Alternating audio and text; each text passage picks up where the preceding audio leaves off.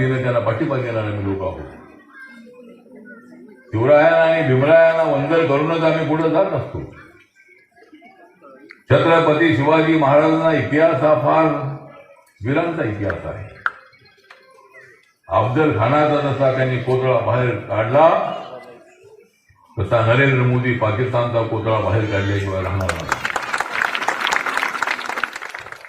हे पाकडे आमचं काय करणार आहेत वाकडे.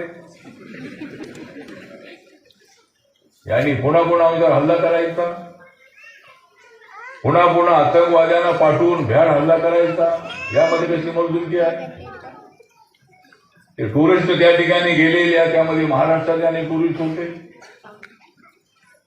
आणि पहलगाम मध्ये जाऊन त्या ठिकाणी त्यांच्यावर गोळ्या झाडण्याचं त्यांनी क्रूर असं काम त्यांनी केलं.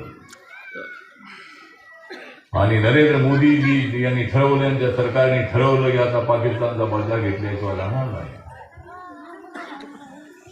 आणि ताबडतोब त्या ठिकाणी आपल्या एअरफोर्सने त्या ठिकाणचे जे आतंकवाद्यांचे अड्डे होते ते अड्डे उद्ध्वस्त करून टाकले.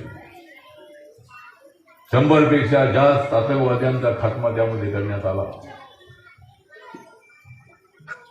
आम्ही काय डोनाल्ड ट्रम्प यांनी सांगितलं म्हणून आम्ही थांबलोय अजिबात नाही.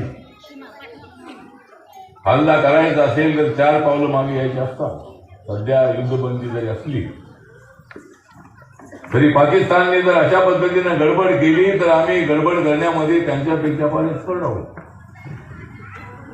आमची महार बटालियन तर बाबासाहेबांच्या विचाराशी एकनिष्ठ असणारी आहे. देशासाठी लढायचं मरायचं बाबासाहेबांचं ब्रीद वाक्य आहे. जातीपेक्षा धर्मापेक्षा भाषेपेक्षा देश मोठा हे बाबासाहेबांनी आम्हाला शिकवलं.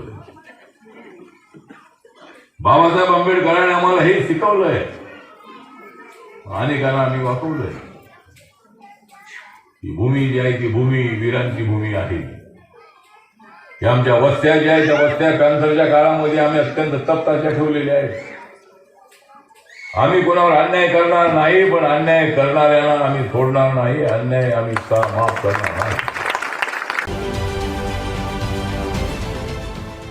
देश विदेशातील प्रत्येक घडामोडींचे लाईव्ह अपडेट मिळवण्यासाठी आता साम टीव्हीच्या सर्व सोशल मीडिया प्लॅटफॉर्मला लाईक, फॉलो आणि सबस्क्राईब करा.